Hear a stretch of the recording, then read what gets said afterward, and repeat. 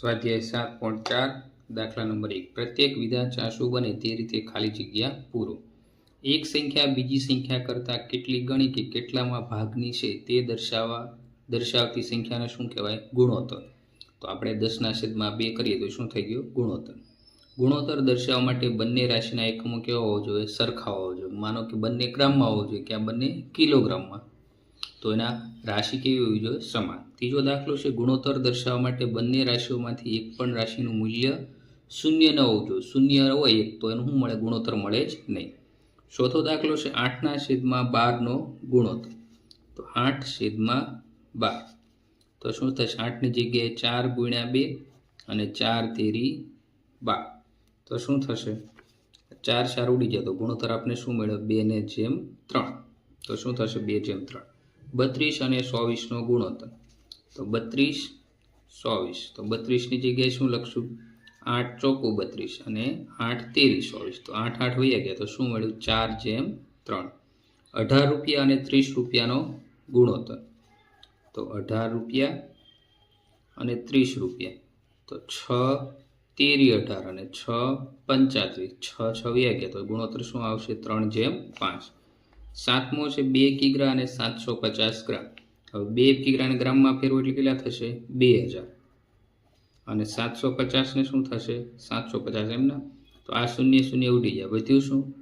હવે 200ની જગ્યાએ આપણે શું લખી? 100 × 2 લખી શકીએ અને 75ની જગ્યાએ 25 તેરી 75 અને 100ની જગ્યાએ 25 ચોકું 100 તો 25 25 ઉડી ગયા તો વધ્યું શું? 4 × 2 એટલે 8 અને 3 તો 8/3। આઠમો દાખલો 400 સેમી અને 5 મીટરનો ગુણોત્તર।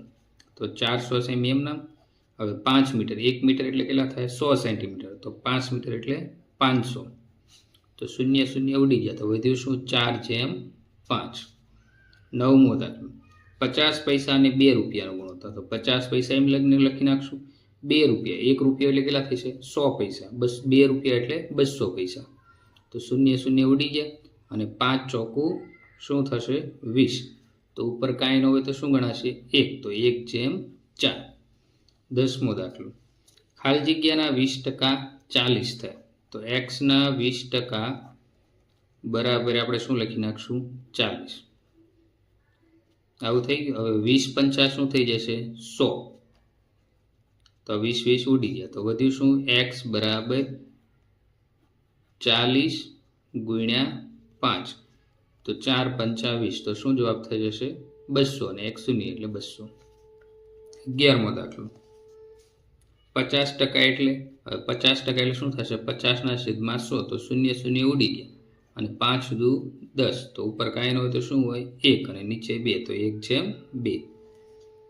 બચ્ચો 40ના 5% તો 240 એના 5% તો શૂન્ય શૂન્ય ઉડી ગયા, 5 દુ 10 અને 12 દુ કેટલા થશે? 24 તો 2 2 ઉડી ગયા તો વધ્યું શું?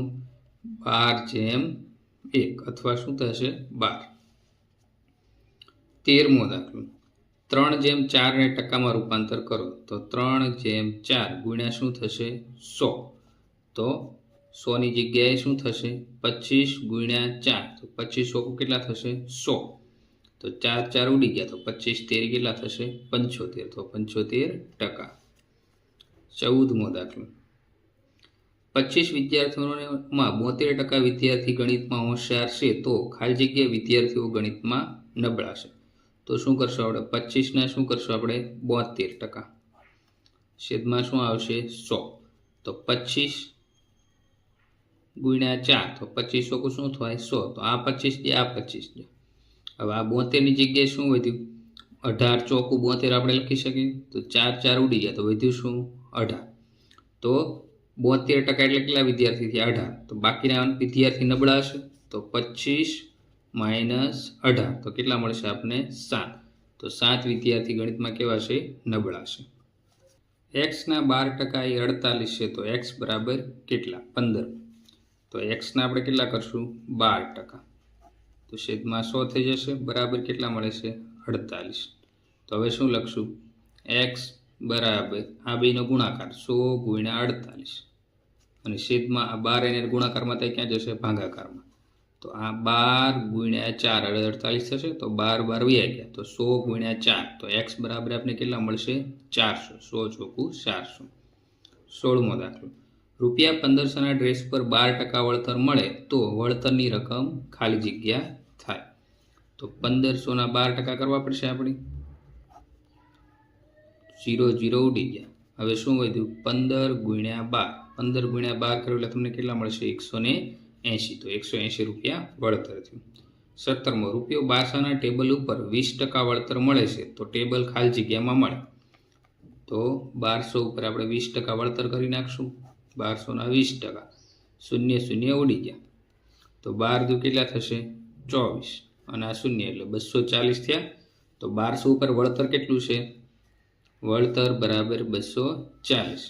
હવે વેચાણ કિંમત બરાબર શું થશે?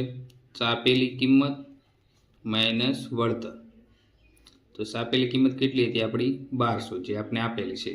અને વળતર કેટલું મળ્યું? 240. તો આ બેની બાદ બાકી કરશો તમને કેટલા રૂપિયા મળશે? 960 રૂપિયા. તો ટેબલ કેટલા રૂપિયામાં મળશે? ટેબલ રૂપિયા 960માં મળશે.